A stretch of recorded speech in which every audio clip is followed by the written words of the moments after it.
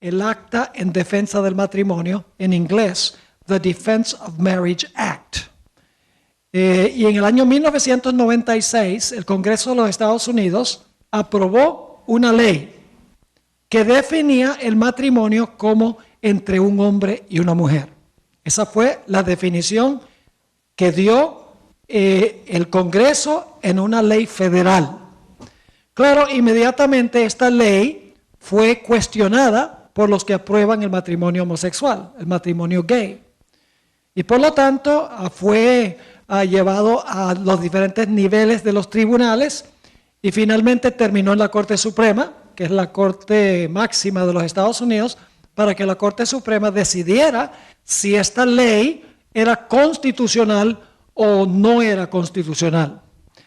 Es interesante notar que el presidente Bill Clinton, quien fue presidente durante 2 periodos en los Estados Unidos, quien es bautista, supuestamente los bautistas son conservadores teológicamente, defendió a capa y espada esta ley en 1996. Él presionó para que el Congreso emitiera y aprobara esta ley definiendo el matrimonio entre un hombre y una mujer.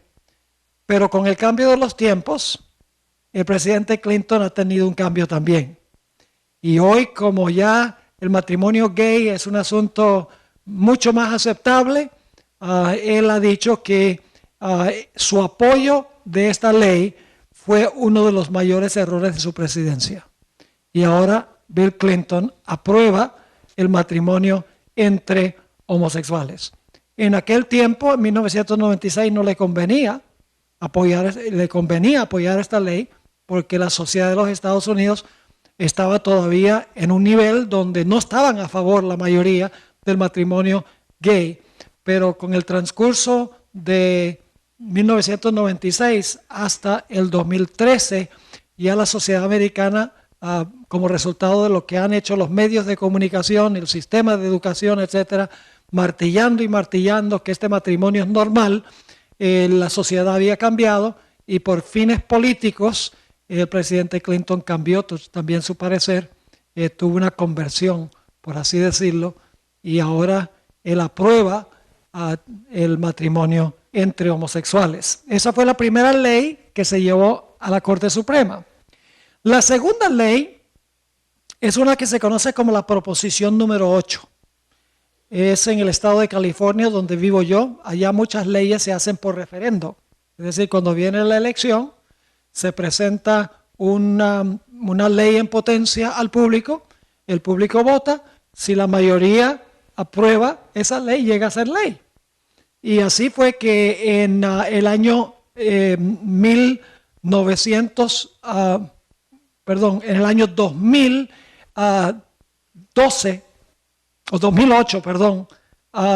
en California se llevó esto en referendo a los habitantes de California y por un margen de 52% a 48%, el referendo ganó, definiendo el matrimonio como entre un hombre y una mujer. Es decir, la Proposición 8, el público se pronunció por referendo de que el matrimonio debe ser entre un hombre y una mujer.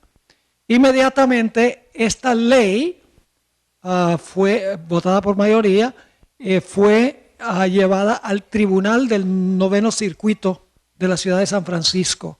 La ciudad de San Francisco es la capital de los gays en los Estados Unidos. Y la Corte allá, la Corte del Suprema o la Corte del 9º Circuito, es una corte muy liberal y por un voto de 2-1, porque 3 jueces fueron los que evaluaron si esta ley era constitucional o no, la Proposición 8, decidieron revocar lo que el público había votado por mayoría, por referendo. Es decir, fue en contra del voto del pueblo, para el pueblo y por el pueblo.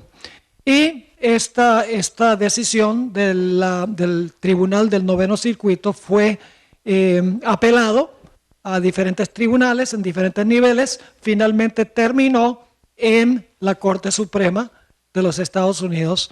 Y la Corte Suprema, por más o menos 6 meses, en el año 2012 y 2013, analizó estas 2 leyes para determinar si las leyes eran constitucionales o no. Básicamente la Corte Suprema votó que DOMA era inconstitucional.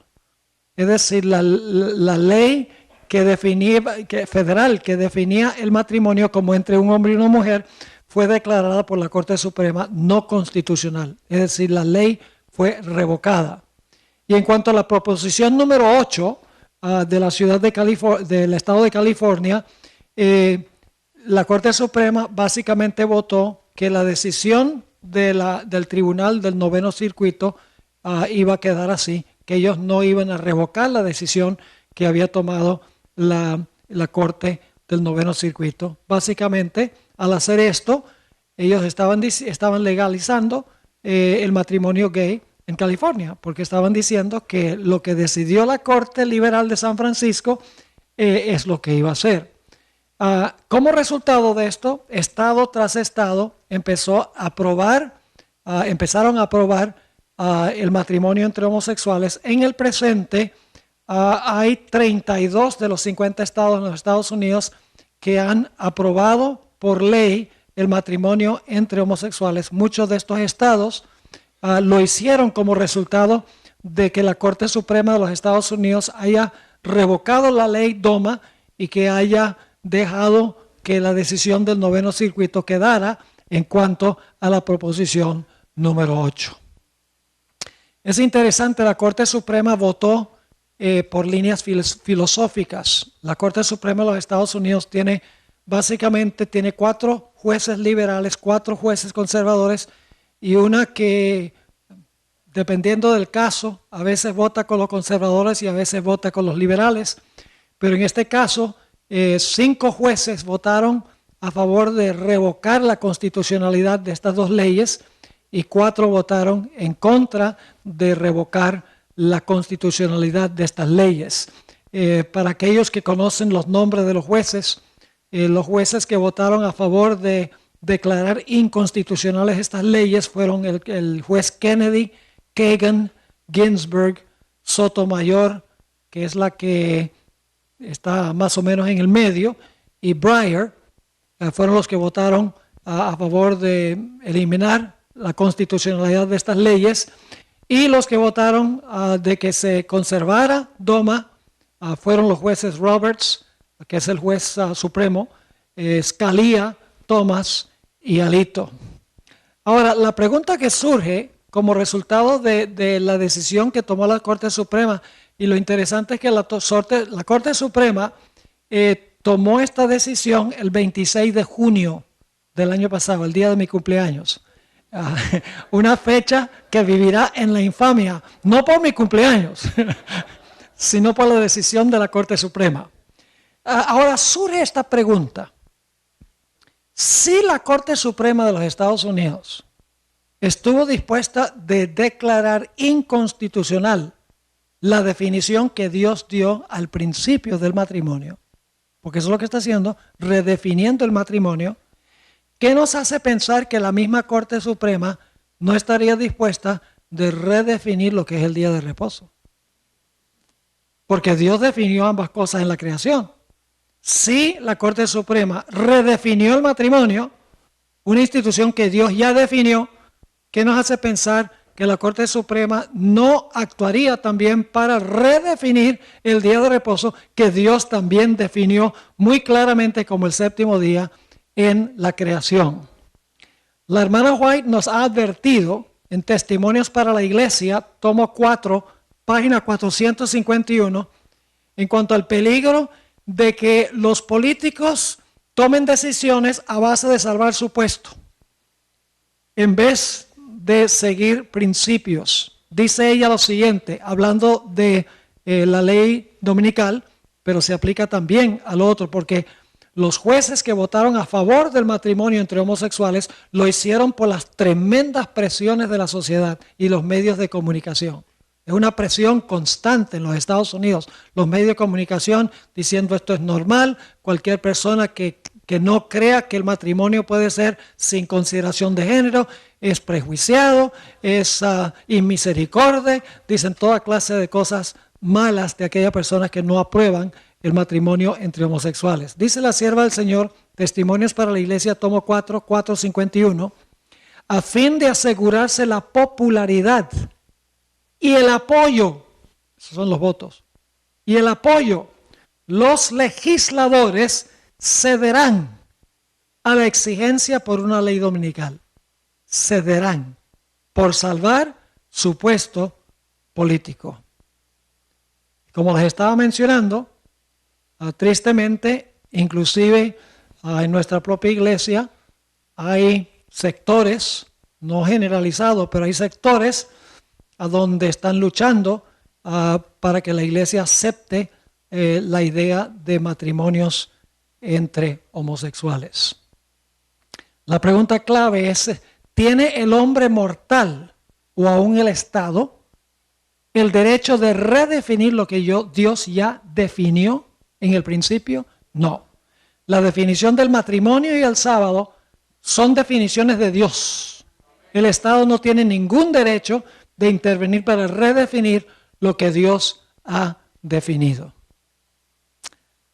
Hemos hablado entonces del ataque de Satanás en contra del matrimonio. Ahora hablemos del ataque de Satanás en contra del sábado, de la segunda institución que Dios estableció.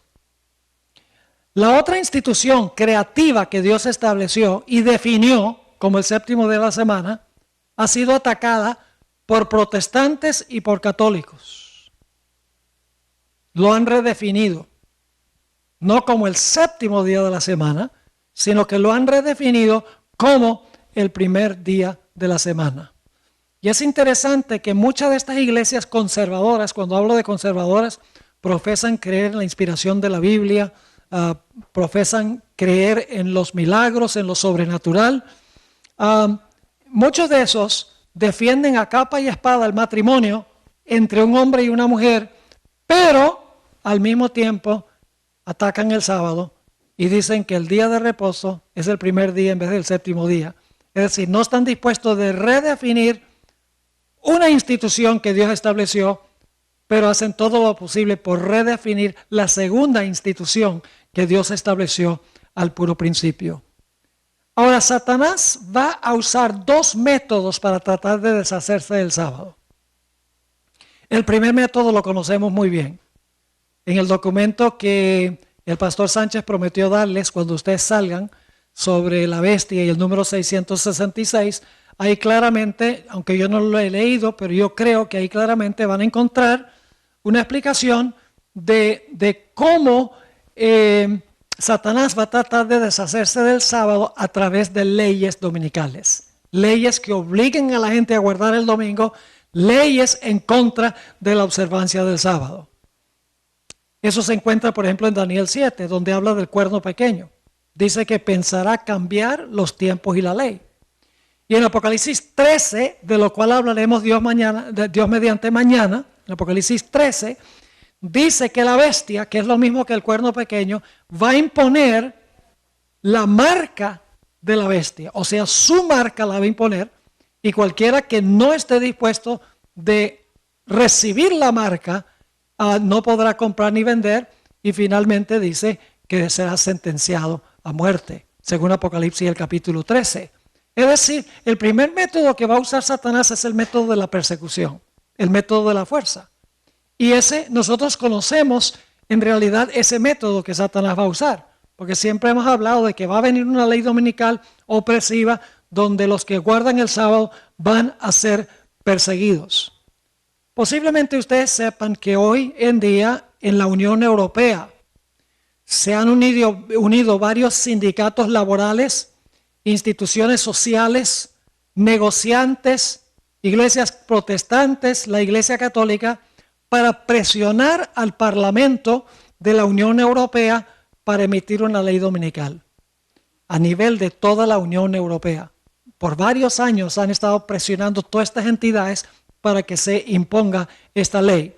Y cuando uno ve el razonamiento por la ley, parece ser loable, porque dicen, mire, la ley es para beneficio de la familia, daría tiempo para el relajamiento personal y para asistir a la iglesia con el fin de recobrar las raíces espirituales en una sociedad materialista a donde se explota al trabajador. Qué loables son esas razones, ¿verdad? Pero saben que a través de la historia no hay una sola ley que haya sido con propósitos civiles que no se haya convertido en poco tiempo en una ley religiosa. Un ejemplo clásico es la ley de Constantino, que se dio en el año 321. Esa ley dominical no fue una ley dominical religiosa, la de Constantino. Fue una ley civil para beneficio, para que puedan descansar los agricultores y los trabajadores. Pero solamente pasaron unos pocos años y en el año 336, la ley fue dada en el 321, en el 336, en el concilio de la Odisea, la Iglesia Católica usó esa ley, la convirtió en una ley religiosa en contra de los que sabatizan, según dicen ellos, en contra de los observadores del sábado. Es decir, la ley se transformó de una ley civil para beneficio de la sociedad a una ley religiosa que llegó a ser opresiva. La sierva de Dios nos dice en la Review and Herald, febrero 16, 1905, dice: tarde o temprano se emitirán leyes dominicales. Tarde o temprano. En otra cita que se encuentra en un artículo del 6 de abril de 1911, también en la Review and Herald, que es la revista adventista, dice ella: vendrá el tiempo en que los hombres no solo prohibirán trabajar el domingo, sino que procurarán obligar a los hombres a trabajar el sábado y a suscribirse a la observancia del domingo, a riesgo de perder su libertad y sus vidas. Pero el tiempo para que esto ocurra no ha llegado aún, pues la verdad ha de presentarse más plenamente al pueblo por testimonio.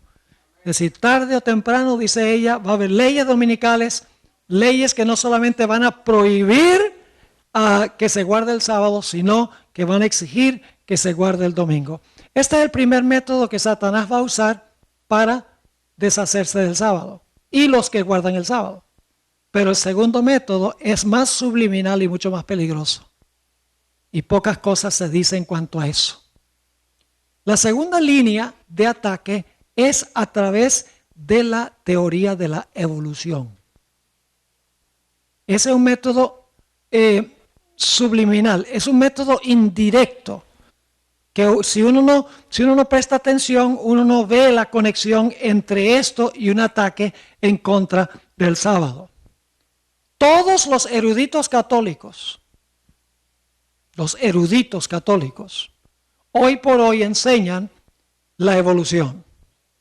Muchos eruditos protestantes, los protestantes liberales prácticamente todos, y los protestantes conservadores, muchos han llegado a la conclusión de que este mundo llegó a existir por un proceso de evolución. Algunos hablan de evolución teísta, otros hablan de creación progresiva, pero dicen que Dios usó el método de evolución para crear, que no podemos confiar en el relato literal de la creación como se encuentra en el libro de Génesis. Lo interesante es que el Papa Francisco I está entre aquellos que han procurado decir que la creación de Génesis y la evolución son compatibles. En el concilio otoñal este año, en Washington, D.C., el concilio otoñal es una reunión que se hace cada año donde se reúnen básicamente la Junta Ejecutiva de la Conferencia General de la Iglesia Mundial Adventista. Y ellos entonces deciden mandar ciertas decisiones al cuerpo mundial para que el cuerpo mundial vote. Y una de las cosas que hicieron fue fortalecer en nuestras doctrinas fundamentales, 28 doctrinas fundamentales, la declaración sobre la creación. Y una de las cosas que pusieron allí, que no estaba antes, era bastante fuerte antes de que la creación fue literal en 7 días literales, pero añadieron que fueron 7 días literales como los días que existen hoy. En otras palabras, para que no haya ninguna comprensión errada, fortalecieron la declaración. Y dicho sea de paso, también la iglesia oficialmente fortaleció la definición del matrimonio. Pusieron allí, en la doctrina fundamental, pusieron que el matrimonio es la unión entre un hombre y una mujer. Claramente lo pusieron, y eso se va a referir el próximo año a la conferencia general en San Antonio, a donde la delegación de todo el mundo, que son más de 2,000 delegados, van a tomar lo que se recomendó de parte del concilio anual para luego votar, ya sea a favor de adoptar esa terminología o no votar a favor. La vasta mayoría del mundo va a votar a favor de fortalecer la definición que da la iglesia del matrimonio y lo que cree la iglesia en cuanto a la creación. Gracias a Dios tenemos un gran presidente de la conferencia general, un hombre que teme a Dios, que ama a la iglesia, que quiere reavivamiento y reforma y quiere que la iglesia se atenga a sus raíces, que no abandone sus raíces teológicas. Debemos orar por él porque tiene presiones inmensas ahora de muchas diferentes partes. Permítame hablar un poquito sobre el concepto que tiene Francisco I de la creación y su relación con la evolución. Y antes de decir esto, yo quiero decir que el Papa es un camaleón. Esta es la mejor forma que lo puedo describir. Y la hermana White describe el papado. Ella dice, bajo la apariencia variable del camaleón se encuentra el veneno invariable de la serpiente. Así que no soy yo el que lo está diciendo, lo dice la sierva del Señor. Posiblemente ustedes se han dado cuenta que recientemente cuando le preguntaron qué dice él del matrimonio gay, él dice, bueno, ¿quién soy yo para juzgar? Y le voy a leer una cita sobre la creación. Cuando le preguntaron sobre la creación, él dice, no, dice, la creación y la evolución son perfectamente compatibles. Porque él quiere complacer a la iglesia y él quiere también complacer a los científicos. Y quiere complacer, o sea, en forma indirecta, cuando dice, ¿quién soy yo para juzgar? Él no está diciendo yo estoy a favor o en contra. Sencillamente está dejándolo en el aire porque él quiere complacer a ambos grupos. Esa es la forma de obrar los jesuitas. Mañana les voy a hablar de eso. Él es el primer jesuita en 500 años en ser papa. La Iglesia Católica nunca quería meter un jesuita ahí como papa, porque los mismos católicos le tienen miedo a la secta de los jesuitas. Pero finalmente terminó allí y él lo que está haciendo es tratando de complacer a los científicos, de complacer a los medios de comunicación, al mismo tiempo mostrar que él es conservador para entonces echarse todo el mundo al bolsillo. Esa es la estrategia. Ahora, déjenme leerles algunas citas que mencionó, que son citas directas de Francisco I.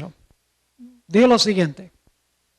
Cuando leemos el relato de la creación en Génesis, corremos el riesgo de imaginar que Dios fue un mago que con su vara mágica fue capaz de hacer todo. Pero no es así. Él creó la vida y permitió que cada criatura se desarrollara según las leyes naturales que les dio a cada uno. Es decir, Dios en cada ser puso el mecanismo de la evolución para que ese ser pudiera evolucionar. ¿Ve? Dios fue el creador porque Él puso el mecanismo de la evolución. Pero entonces la evolución es lo que creó lo que tenemos ahora.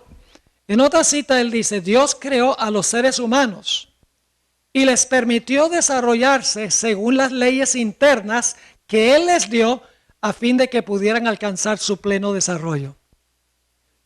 Hermanos y hermanas, esa es falsa teología, porque la teología bíblica dice que el hombre no se va a desarrollar hasta alcanzar su ápice. La Biblia dice que el mundo se va a volver peor y peor y la única esperanza del mundo es la segunda venida de Cristo Jesús. Otra cita dijo, ustedes saben que es el Big Bang, que supuestamente el universo comenzó con una explosión grande y de ahí surgió la vida. Y bueno, uno tiene que tener más fe para creer en la evolución que en la creación. Francamente, yo no puedo entender cómo un evolucionista puede creer en la evolución. Es ridículo. Dice lo siguiente, el Big Bang que hoy aceptamos como explicación para el origen del mundo no contradice la intervención de un creador divino, sino que la requiere. Es decir, el Big Bang exige a un creador, porque después de la explosión el creador entonces pone todos los mecanismos para que pueda haber evolución. En otra cita dijo, la evolución en la naturaleza no es incompatible con la noción de la creación, pues la evolución requiere la creación de seres que evolucionan. Y una última, esa es la última cita. Así que para Francisco, la creación, como se relata en Génesis, es una alegoría. No se realizó así como dice el libro de Génesis.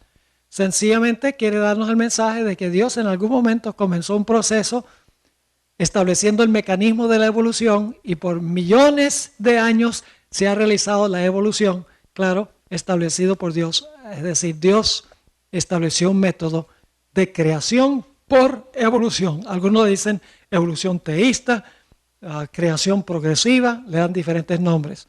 Mi Biblia me dice que Dios creó el mundo en 6 días y reposó el séptimo. Y mi Biblia dice que Dios habló y existió. Y yo tengo suficiente fe como para creer lo que Dios dice, sencillamente. La hermana White dice que aquellos individuos que tratan de conciliar y concordar la ciencia con la revelación, dice que han perdido la sencillez de la fe. La fe es un don de Dios. Yo no necesito que alguien que me compruebe usando diferentes argumentos de que Dios fue el creador. Ya para mí eso quedó resuelto hace muchísimo tiempo en mi mente. Yo sencillamente acepto el relato bíblico como cierto, tengo fe de que pasó así y duermo muy bien.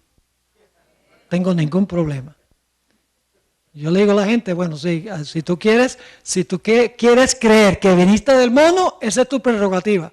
Pero yo vine de las manos del Creador. Si tú crees que viniste del jardín del zoológico, está bien, pero yo vine del jardín del Edén. Ahora escuchen bien. Las implicaciones de esto son muy serias. Porque si el relato de la creación no pasó como está en Génesis, no hay ninguna base para creer que el matrimonio debe ser entre un hombre y una mujer. Porque eso se basa en la aceptación de un relato literal de la creación. Si la creación no fue como dice Génesis, ¿qué base tenemos para decir que el matrimonio debe ser entre un hombre y una mujer? Aún más serio que eso, si Dios no creó el mundo en 6 días y reposó el séptimo, ¿qué base tenemos para usar el libro de Génesis para decir que el sábado es el día que debemos guardar como día de reposo? Es decir, Satanás, mis hermanos y hermanas, ha hecho lo posible por crear esta teoría de la evolución para descartar el relato de Génesis para que la gente esté dispuesta a aceptar otra definición del matrimonio y otra definición del día de reposo, porque si lo que relata Génesis no pasó así, no hay base para arguir de que el matrimonio debe ser como lo creó Dios o el sábado debe ser como Dios lo creó. Esa es la forma subliminal e indirecta en que Satanás está obrando. Y lo que Satanás está tratando de hacer es minar la confianza de la gente en la palabra de Dios. En el libro Conflicto de los Siglos 6:13 y 6:14, dice la sierva del Señor, Satanás hace creer al mundo que la Biblia no es más que una ficción, o cuando mucho un libro apropiado para la infancia de la raza, del que se debe hacer poco caso ahora o ponerlo a un lado por anticuado. Y para reemplazar la palabra de Dios, ese mismo Satanás ofrece sus manifestaciones espiritistas. Es decir, trata de llevar a la gente a depender sobre sus emociones, sus sentimientos, sus experiencias subjetivas, porque Satanás puede controlar así a la persona completa y totalmente, porque no hay ninguna norma externa por la cual probar su experiencia para saber si es de Dios o no. Y ese tema lo vamos a tratar Dios mediante pasado mañana. La importancia de las Escrituras en estos últimos días en la crisis final. Ahora, ¿qué va a causar la desintegración de la sociedad? ¿Qué causa la desintegración de una sociedad? Dos cosas. Número uno, la destrucción del matrimonio. Como va el matrimonio, así va la sociedad, el país y el mundo. Así que la primera línea de ataque de Satanás es para desintegrar la sociedad a nivel horizontal, es atacando el matrimonio. Como les mencioné antes, el 41% de los bebés que nacen en los Estados Unidos nacen de madres que no están casadas. Más del 50% de los matrimonios terminan en divorcio y muchos de ellos están separados y no se han divorciado. Y además de eso, muchas veces los hijos son educados mayormente por la televisión, por los juegos de video, por su iPhone, etc. ¿Qué clase de sociedad puede uno esperar cuando los niños no tienen una madre en el hogar que atienda a los niños? Yo quiero decirles, yo admiro mucho a las madres que hacen homeschool para sus hijos. Es una cosa peligrosa mandar a los hijos a las escuelas públicas hoy en día. Se los digo sinceramente, porque los valores que se están enseñando ahí son terribles y las influencias son devastadoras para la familia. Si hubo un tiempo, hermanos y hermanas, en que debemos reunir a nuestros hijos cerca de nosotros y enseñarles y cuidarlos y adiestrarlos y educarlos, es ahora. Porque la sociedad y el mundo y los medios de comunicación, las películas de Hollywood, la música, todo está hecho para apartar a nuestros hijos, a nuestros jóvenes de Dios. Y eso es exactamente lo que está sucediendo. Satanás tiene como primera línea de ataque el hogar, el matrimonio, la familia. Pero hay un segundo factor que causa que se desintegre la sociedad y es que se pierde el respeto a Dios. Ya esa es una razón vertical. La familia es horizontal, la sociedad. Pero Satanás sabe que él tiene que minar la confianza de la gente en Dios como el creador, en la grandeza de Dios, que le debemos nosotros a Dios respeto, que le debemos reverencia, porque Él es el gran Dios, el creador. Y lo que ha hecho Satanás es llevar a la gente a pensar que Dios es uno tal cual como nosotros. Hoy en día, mis hermanos y hermanas, la adoración, el estilo de adoración en las iglesias, inclusive muchas iglesias adventistas, se centra en el adorador, no se centra en el que adoramos. La gente dice, no, yo quiero la clase de música que a mí me gusta. Yo quiero que se predique lo que a mí me gusta. Yo quiero que venir vestido como yo me siento cómodo. Es decir, el culto se ha vuelto un culto en honor al adorador, en vez de un culto al que se adora. Cuando nosotros venimos a la presencia de Dios debemos venir con respeto. Es el gran Dios, es el creador del cielo y la tierra. Debemos vestir como si venimos a encontrarnos con el gran Dios. Debemos usar la música más sublime que honra y glorifica a nuestro Dios. Debemos adorar a Dios en la hermosura de la santidad, dice la Sagrada Escritura.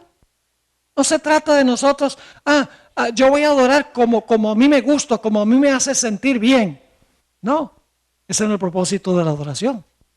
El único propósito de la adoración es rendirle a Dios la honra, la gloria y el culto que Él se merece por la grandeza que Él tiene. Así que Satanás lo que está haciendo es causando que la gente pierda su reverencia a Dios. Ahora yo pregunto, ¿cuál es la señal que Dios ha dado para que nosotros recordemos que Él es el gran creador ante quien tenemos que rendirle cuentas? El sábado. Así que el diablo dice, si puedo destruir el sábado, voy a causar que el hombre olvide a aquel a quien apunta el sábado. La sierva de Dios dice que si el sábado siempre se hubiera observado, no habría un infiel, ni un ateo, ni un incrédulo. porque siempre recordarían que Dios es el gran Dios, el eterno Dios. Así dice que Satanás tiene un doble ataque. Él dice, yo ataco el matrimonio y destruyo el nivel horizontal de la sociedad, y ataco el sábado y destruyo la relación vertical con Dios, atacando las dos instituciones que Dios hizo en la creación. Ese es el punto de ataque de Satanás. Quiero leerles una cita que conseguimos en el Conflicto de los Siglos, página 649. Y ustedes dirán, wow, ¿será posible que pase esto? Va a pasar. Dice ahí la sierva del Señor, los que honran el sábado de la Biblia serán denunciados como enemigos de la ley y el orden, como quebrantadores de las restricciones morales de la sociedad y por lo tanto causantes de anarquía y corrupción que atraen sobre la tierra los altos juicios de Dios. Sus escrúpulos de conciencia serán presentados como obstinación, terquedad y rebeldía contra la autoridad. Serán acusados de deslealtad hacia el gobierno. Cuando el gobierno dé una ley de que todos tienen que guardar el domingo y nosotros digamos que no, se va a acusar de deslealtad al gobierno. ¿Es así o no es así? Ahora escuchen, la Corte Suprema de los Estados Unidos tiene 9 jueces. 6 son católicos, de los 9. Es algo muy serio. Saben, los Estados Unidos tiene 3 ramos de gobierno. El ejecutivo, que es básicamente el presidente y su gabinete. El legislativo y el judicial. El legislativo redacta las leyes. El ejecutivo hace que se cumplan las leyes. Y el Poder Judicial, la Corte Suprema, interpreta las leyes para decidir si son constitucionales o no. El ramo de gobierno más poderoso en los Estados Unidos es la Corte Suprema. Y les voy a explicar por qué. Yo no sé si ustedes recuerdan la elección del año 2001, cuando no se sabía quién había ganado la elección en los Estados Unidos por un problema que tuvieron en la Florida. ¿Recuerdan las tarjetas con los ponchecitos? Y estuvieron varias semanas así, que lo llevaban a un tribunal o otro tribunal, abogados aquí, abogados allá. Y el caso fue a la Corte Suprema. Y la Corte Suprema dijo, George Bush es presidente de los Estados Unidos. La Corte Suprema eligió al presidente de los Estados Unidos. Así de poder tiene la Corte Suprema de los Estados Unidos. Ahora yo pregunto, en los Estados Unidos hay una primera enmienda a la Constitución que dice que el Congreso no puede hacer ninguna ley que establezca religión. O sea, el Congreso no puede hacer ninguna ley que haga una ley, o sea, una ley donde usted tiene que hacer algo religioso. Y la segunda cláusula dice que el Congreso no puede hacer ninguna ley que prohíba que usted practique su religión. Es decir, no puede hacer observancias religiosas que obligue a la gente a cumplir ciertos requisitos religiosos, ni tampoco que la gente practique su religión. Es decir, el Congreso está prohibido meterse en el asunto de la religión. Yo pregunto, tomando en cuenta eso, ¿sería inconstitucional una ley dominical en los Estados Unidos? ¿Sería inconstitucional? Claro que sí. Hasta un niño puede entender que una ley dominical es establecer religión. Yo pregunto, ¿una ley que prohíba la observancia del sábado sería inconstitucional? Claro, porque no puede hacer ninguna ley que prohíba que la gente practique su religión. Decir que no pueden guardar el sábado está prohibiéndoles que ellos observen su religión. Estas leyes serían claramente inconstitucionales. Pero ¿qué sucede si la Corte Suprema declara que leyes inconstitucionales son constitucionales? La ley va, aunque sea inconstitucional. Y la declaración de la Corte Suprema no se puede apelar. Es el último tribunal de apelación. Ahora podemos entender un poquito más lo que vamos a estudiar en detalle mañana en la noche. Que hay una bestia que tiene 2 cuernos como de cordero. pero habla como un dragón. ¿En qué se parece un cordero a un dragón? En nada. Pero aquí tenemos esta bestia que tiene dos cuernos como de cordero, pero se porta como un dragón. Eso es lo que va a pasar. En los Estados Unidos no se va a eliminar la primera enmienda de la Constitución. O sea, no se va a eliminar lo que dice que el Congreso no puede hacer ninguna ley que establezca religión, ni puede prohibir que usted practique su religión. Eso va a quedar en la Constitución. Pero lo que va a pasar es que la Corte Suprema va a declarar que leyes que no son constitucionales, en realidad son constitucionales.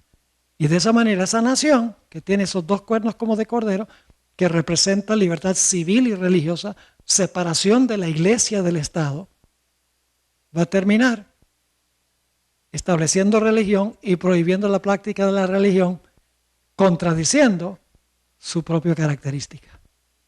Mañana vamos a estudiar un poquito más ese asunto. Sigue diciendo, sus escrúpulos de conciencia serán presentados como obstinación, terquedad y rebeldía contra la autoridad. Serán acusados de deslealtad hacia el gobierno. Ahora bien, si quienes especialmente lo van a hacer. Los ministros que niegan la obligación de observar la ley divina predicarán desde el púlpito que hay que obedecer a las autoridades civiles porque fueron instituidas por Dios y fueron establecidas por Dios, pero no para meterse en religión, para gobernar en asuntos civiles sí, pero no para meterse en asuntos de religión. Hay que dar a César lo que es de César y a Dios lo que es de Dios, no juntos sino separados. Los ministros que niegan la obligación de observar la ley divina predicarán desde el púlpito que hay que obedecer a las autoridades civiles porque fueron instituidas por Dios. En las asambleas legislativas y en los tribunales de la justicia se calumniará y condenará a los que guardan los mandamientos de Dios. Se falsearán sus palabras y se atribuirán a sus móviles las peores intenciones. La gente en la oficina, yo represento un ministerio que se llama Secrets Unsealed. Comenzamos hace unos 10 años. Comenzamos en 2 cuarticos de la iglesia, una cosa pequeña, pero ha crecido una barbaridad. Ahora tenemos 10 empleados, tenemos nuestro propio edificio, estudio de producción, etc. Y la gente que trabaja allí siempre vive diciéndome, pastor, cuando venga el asunto de la ley dominical y cuando venga el asunto del matrimonio gay, usted va a ser el primero que van a arrestar. y yo les digo, eso es cierto, pero como ustedes trabajan conmigo, ustedes se van a la cárcel conmigo. Viene el día en que va a pasar eso. Hermanos y hermanas, si hubo un tiempo en que la iglesia adventista tiene relevancia es ahora. El mensaje del primer ángel. Temed a Dios y dadle gloria, porque la hora de su juicio ha llegado, y adorad a aquel que hizo el cielo, la tierra, el mar y las fuentes de las aguas. Adora al Creador. ¿Qué mensaje tenemos para el mundo? Nosotros no podemos predicar el mismo mensaje que predican todas las demás iglesias. En un tiempo de crisis como este. Y nada más estamos predicando lo que predican los bautistas y los metodistas y los presbiterianos. Hermanos y hermanas, no. Dios nos ha llamado a proclamar los mensajes de los 3 ángeles. Y mañana vamos a hablar más sobre los mensajes de los 3 ángeles y la actualidad que tienen estos mensajes para nuestro tiempo en especial. Quiero terminar leyéndoles una cita. Es triste esto cuando yo lo leo. ¿Qué va a pasar con los Estados Unidos? La nación más grande que jamás se haya levantado en la historia es los Estados Unidos. No es porque es más grande, porque la gente es más inteligente, porque hay más dinero, porque tiene un ejército más poderoso, mejores armas. No es por eso. Es por los principios sobre los cuales los Estados Unidos fue fundamentado. Principios divinos. donde la gente iba buscando libertad de conciencia para adorar a Dios de acuerdo a como lo dicta su conciencia. Pero escuchen lo que dice la sierva del Señor en la revista Señales de los Tiempos, del 4 de julio, día de la independencia de los Estados Unidos, 1899. Dice la sierva del Señor: la nación más grande y favorecida sobre la tierra es los Estados Unidos. Una providencia generosa ha escudado a esta nación y derramado sobre ella las bendiciones más preciadas del cielo. Aquí han hallado refugio los perseguidos y oprimidos. Aquí se ha enseñado la fe cristiana en su pureza. Este pueblo ha recibido gran luz y misericordia sin par. Pero estos dones han sido repagados con ingratitud y un olvido de Dios. El Ser Infinito lleva un registro de las naciones y la culpabilidad de ellas es proporcional a la luz que han rechazado. Un registro temible contra nuestra tierra se halla en el libro celestial, pero el crimen que colmará la copa de su iniquidad será cuando anule la ley de Dios. Entonces la sierva del Señor dice que Dios escribirá en el libro celestial apostasía nacional. Y eso será seguido rápidamente por la ruina nacional. Lo que Dios estableció para bien. Pero es una nación que ya ha tomado el primer paso de rechazar el séptimo mandamiento abiertamente. El gobierno en sí. No falta mucho más tiempo, creo yo, para que tome el siguiente paso. Especialmente porque la Iglesia romana está presionando por una ley dominical para beneficiar al trabajador en Europa. Y estoy seguro que el próximo año, cuando el Papa visite los Estados Unidos y dé su discurso, creo que en septiembre, ante el Congreso de los Estados Unidos, el Senado y la Cámara de Representantes, todos reunidos, estoy seguro que él va a hablar en contra de la sociedad materialista en la cual nosotros vivimos, la necesidad de beneficiar a los pobres y la necesidad de darle a la gente tiempo para recargar sus baterías espirituales, tiempo para ir a la iglesia, tiempo para descansar en una sociedad que es súper materialista. Y es una sociedad súper materialista, hermanos y hermanas. Antier, mi esposa y yo estábamos en el sur de California. Fuimos allá un par de días, alquilamos un apartamento ahí al lado de la playa, sencillamente para caminar y respirar el aire del mar y comer y dormir y bueno, disfrutar. Y decidimos el viernes por la mañana ir a comer a un mall. Y les cuento, hermanos y hermanas, eso es lo que llaman Black Friday. Que por cierto me dijeron que aquí pusieron su propio Black Friday para que la gente no se vaya para allá. ¿Es verdad eso? Hay que preguntarle a Mireya, ¿es verdad?